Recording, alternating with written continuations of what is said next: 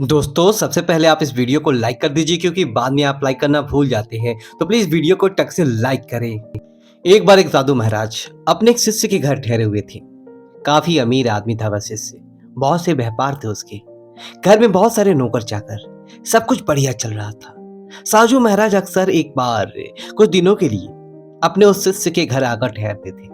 क्योंकि वह शिष्य जिस नगर में रहता था, उस नगर में उस साधु महाराज की इष्ट देव का एक भव्य मंदिर था, जहां पर साधु महाराज हर साल दर्शन करने और घूमने के उद्देश्य से आते थे। इसलिए वह जब भी मंदिर दर्शन करने आती तो उस शहर में रहने वाले अपने शिष्य के घर कुछ दिनों के लिए जरूर रुकते। इससे पहले साधु महाराज जब भी उस शिष्य के घर आती तो उस शिष्य काफी उत्साहित और खुश दिखता था। लेकिन इस बार जब साधु महाराज उसके घर में रुके हुए थे तो उसने अनुभव किया कि शिष्य आजकल काफी परेशान और चिंता में रहता है। साधु महाराज इस शिष्य की पत्नी से पूछा, क्या बात है? आजकल तुम्हारे पत्नी काफी चिंता में रहती है। पत्नी ने कहा, हाँ, वो आजकल चिंता में रहती है क्योंकि उन्हें व्यापार में 5 लाख का फायदा हुआ। साधु महाराज कहा, इसमें चिंता की क्या बात है? ये तो खुशी की बात है भाई, 5 लाख का फायदा ही तो हुआ है, नुकसान थोड़ी ना हुआ है। यह सुन पत्नी मुस्कुराई और बोली, हाँ, लेकिन अगर आप उनसे उनकी चिंता का कारण पूछेंगे तो वह कहेंगे कि मैं इसलिए उदास हूं क्योंकि मुझे व्यापार में 5 लाख का नुकसान हुआ है। यह सुन साधु महाराज आश्चर्य में पड़ गए। उन्होंने कहा, यह क्या बात हुई? तुम तो पहेलियां बुझा रही हो। अभी कह रही थी कि 5 लाख का फायदा हुआ है, फिर कह रही हो कि 5 लाख का घाटा हुआ है। शिष्य की पत्नी ने हंसते हुए कहा, हाँ महाराज, मैं एकदम ठीक ही कह रही हूँ। मेरे पत्नी को एक साथ फायदा और नुकसान दोनों हुए हैं। साधु ने कहा, यह कैसे हो सकता है? पत्नी ने कहा, मेरे पति को 5 लाख का नुकसान हुआ है क्योंकि उन्हें उम्मीद थी कि व्यापार से उन्हें 10 लाख का फायदा होगा, लेकिन उसे 5 लाख का ही फायदा हुआ है। इसलिए वह आजकल ये सोचकर उदास रहते हैं कि उसे 5 लाख का नुकसान हो गया है। साधु महाराज को यह बात कुछ अजीब सी लगी। लेकिन जब शाम को ऐसी से साधु महाराज के पास बैठा हुआ था तो महाराज ने उससे उसकी चिंता का कारण पूछा। तो उसने कहा कि क्या बताओ गुरुजी, मुझे 5 लाख का नुकसान हो गया है। व्यापार में 10 लाख की फायदे की उम्मीद थी, लेकिन फायदा सिर्फ 5 लाख का ही हुआ। यह सुन साधु महाराज मन ही मन मुस्कुराए और सोचने लगे कि इस इंसान का ध्यान अपने 5 लाख के फायदे की तरफ नहीं है, बल्कि उस 5 लाख के नुकसान की तरफ है। जो 5 लाख सिर्फ इसकी उम्मीदें और आकांक्षाओं में थी, जो वास्तव में कभी थे ही नहीं। दोस्तों, सोचिए कि अगर उस इंसान को सिर्फ 5 लाख के फायदे की उम्मीद होती तो क्या वह दुखी होता? और अगर उसे सिर्फ 2 लाख की फायदे की उम्मीद होती और उसे 5 लाख का फायदा हो जाता तो वह तो खुशी के मारे झूम उठता। एक बात यह साफ साफ होती है कि इंसान के दुख का कारण उसकी उम्मीद ही है, उसकी आकांक्षाएं हैं। इंसान बहुत बड़ी बड़ी उम्मीदें और आकांक्षाएं मन में पाल लेता है, और जब वह उम्मीदें और आकांक्षाएं पूरी नहीं होती तो इंसान दुखी हो जाता है। ध्यान रहे कि जितनी बड़ी अपेक्षाएं होगी उतना ही ज्यादा असंतोष पैदा होगा। अपेक्षा कम तो असंतोष भी कम, अपेक्षाएं सोनी तो असंतोष भी सोनी। आइए इस पर सदन में एक दूसरी कहानी सुनते हैं। सुकरात एक बहुत बड़े दार्शनिक और ज्ञानी व्यक्ति थे। अक्सर दूर दूर से अपनी बहुत सारी समस्याएं लेकर सुकरात के पास आया करते थे। ऐसे एक दिन सुकरात सुबह सुबह अपने घर के बाहर बैठे हुए थे। तभी कुछ लोग उनके पास अपने कुछ प्रश्नों के उत्तर पूछने आए। सुकरात ने उन सभी को बैठने के लिए कहा और अपने पत्नी को उन सबके लिए चाय बना लाने के लिए आवाज दी। इसके बाद सुकरात उन सबके साथ बातचीत करने में मग्न हो गए। कुछ देर बाद पत्नी चाय बनाकर ली।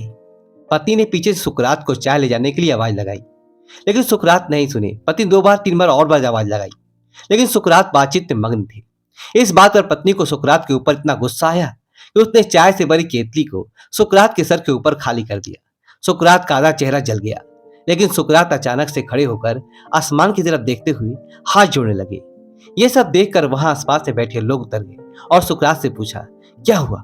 सुकरात ने कहा, कुछ नहीं, आधा चेहरा जलने से बच गया, इसलिए भगवान का शुक्रिया अदा कर रहा हूं। पूरा भी जल सकता था, लेकिन उसने बचा लिया। यहां सुकरात का ध्यान अपने आधे बचे हुए चेहरे पर। इसी को बोलते हैं सकारात्मक सोच, पॉजिटिव थिंकिंग। और जो भी आपके पास है, यह जो भी कुछ बचा हुआ है, उसके लिए शुक्रिया अदा करें, क्योंकि हो सकता था यह भी चला जाता।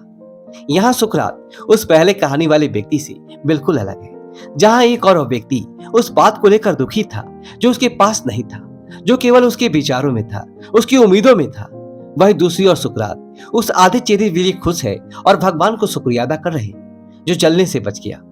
जो इंसान सपनों में नहीं बल्कि अर्थात में जीता है वह कभी दुखी नहीं रह सकता। साथ ही ऐसा इंसान जो हर खराब परिस्थिति में भी अच्छाई ढूंढ ले और हर छोटी चीज के लिए भगवान का धन्यवाद करे, उसे ज्यादा संतुष्ट इंसान इस दुनिया में दूसरा कोई हो ही नहीं सकता। हर महान इंसान में इस बात पर जोर दिया है कि ग्रेटिट्यूड इन पॉजिटिव थिंकिंग तो ऐसी चीज है जो अगर कोई अपने अंदर धारण कर ले ये उसकी पूरी जिंदगी बना सकती है। एटीट्यूड यदि आभार व्यक्त करने में बड़ी ताकत है। यह इंसान को अगर से शांति देती है।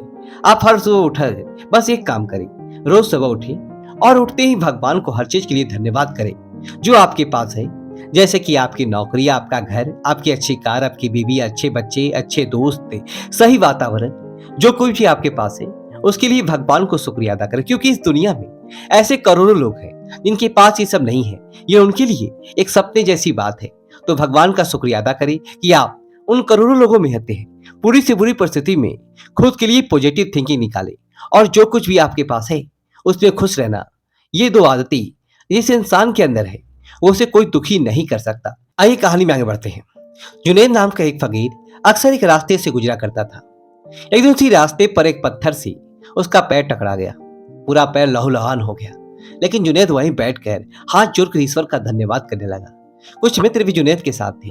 यह देखकर वह चौंके और कहा, जुनैद तुम पागल हो गए हो क्या? हमने आज तक ऐसा इंसान नहीं देखा जो चोट लगने के बाद भगवान का धन्यवाद करे। जुनैद ने कहा, पत्थर की ठोकर से गिरकर मेरे सर भी फूट सकता था, जान भी जा सकती थी। अच्छा हुआ कि सिर्फ पैर में ही चोट लगी और बच गए, क्योंकि इससे भी बुरा हो सकता था।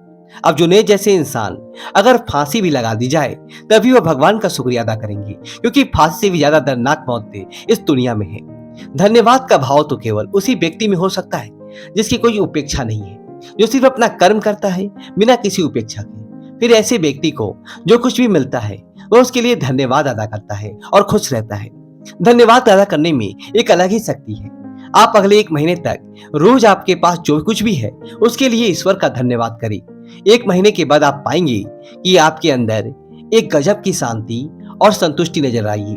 दोस्तों, आपको वीडियो को लाइक करें और कमेंट बॉक्स में नमः शिवाय लिखकर हमारे चैनल सब्सक्राइब करें। धन्यवाद दोस्तों।